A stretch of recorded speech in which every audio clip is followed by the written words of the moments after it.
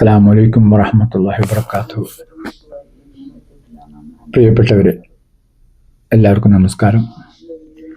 ഞാനിപ്പോൾ ഈ വീഡിയോയിൽ വരാൻ കാരണം വളരെ സങ്കടകരമായതും കൈപ്പേറിയതുമായൊരു അനുഭവം എനിക്കുണ്ടായതുകൊണ്ടാണ്. ഇത് മറ്റുള്ളവർക്ക് ഒരു ഇൻഫർമേഷൻ കൂടിയായിട്ടാണ് ഞാനിപ്പോൾ ഈ വീഡിയോ ചെയ്യുന്നത്. കഴിഞ്ഞ ദിവസം, അതായത് 2 ദിവസം മുമ്പ് 30-ാം തീയതി രാത്രി ഞാനും എൻ്റെ വൈഫും മകളും ഉംറ ചെയ്യുന്നതിനായി കോഴിക്കോട് നിന്നും രാവിലത്തെ ഫ്ലൈറ്റിൽ സൗദി എയർവേസിൽ റിയാദിലേക്കും റിയാദിൽ നിന്നും ജിദ്ദയിലേക്കും പുറപ്പെടുകയുണ്ടായി. ജിദ്ദയിൽ നിന്ന് ഹറമിലേക്ക് നമ്മൾ ടാക്സി മാർഗമാണ് വരാൻ ഉദ്ദേശിച്ചതും അതിനുവേണ്ടി ഏർപ്പാട് ചെയ്തതും. നിർഭാഗ്യകരമാണെന്ന് പറയട്ടെ, ഞങ്ങൾ ജിദ്ദയിൽ ഇറങ്ങിയ സമയത്ത് ഞങ്ങളുടെ ലഗേജ് ഇല്ല. ഏകദേശം 3-4 മണിക്കൂർ ഞങ്ങൾ ആ ലഗേജിന് വേണ്ടി വെയിറ്റ് ചെയ്തു.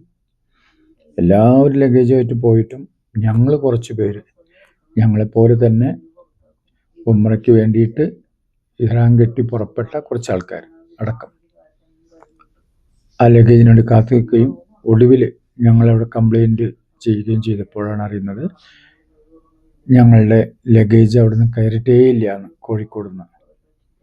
കാരണം അന്വേഷിക്കുമ്പോൾ അറിയാൻ കഴിഞ്ഞത്,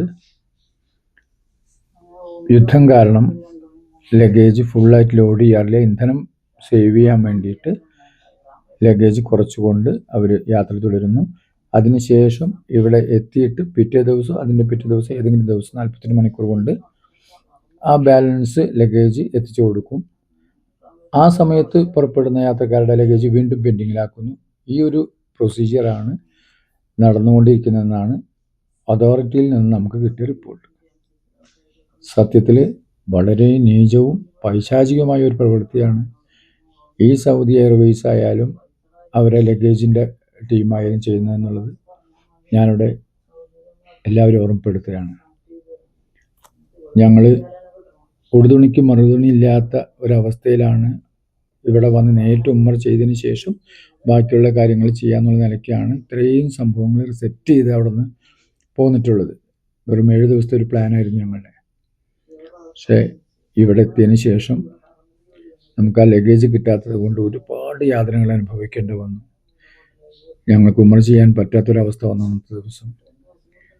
പിന്നെ ഒരു ഭക്ഷണം പോലും കഴിക്കാൻ ഞങ്ങളുടെ കയ്യിൽ ഞങ്ങളുടെ ഉണ്ടായിരുന്ന കാർഡ് പോലും ഉപയോഗശൂന്യമായ രീതിയിലൊരു ഇത് എന്താണെന്ന് അറിയില്ല. ഇവിടുത്തെ സിസ്റ്റത്തിൻ്റെ കുഴപ്പമാണോ, ATMൻ്റെ പ്രശ്നമാണോ എന്തോ, ഞങ്ങളുടെ ക്രെഡിറ്റ് കാർഡായാലും ഡെബിറ്റ് കാർഡായാലും പോലും വർക്ക് ചെയ്യാത്തൊരവസ്ഥയിൽ എത്തിച്ചേരുകയും ചെയ്തിട്ടുണ്ട്.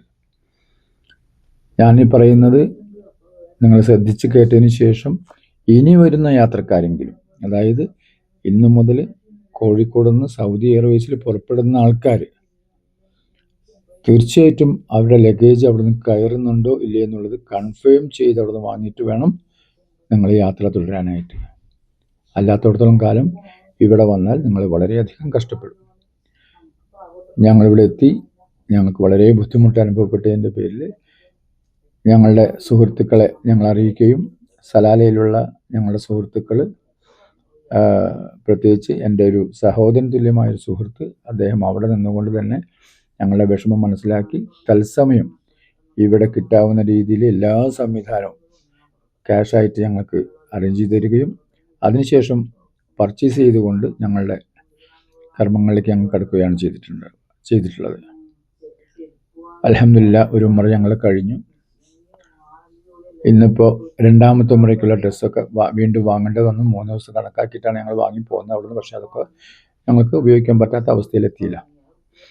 അപ്പോൾ അതുകൊണ്ട് ഉംറയ്ക്ക് പോരുന്നാലായാലും അല്ലാത്ത കാര്യങ്ങൾക്ക് ഹറമിലേക്ക് അല്ലെങ്കിൽ മക്കയിലേക്ക് പോരുന്ന ആൾക്കാരായാലും ഈ ലഗേജിൻ്റെ കാര്യത്തിൽ പ്രത്യേകം ശ്രദ്ധ ചെലുത്തണമെന്ന് ഈ സമയത്ത് ഞാൻ നിങ്ങളെ ഉണർത്തുകയാണ്.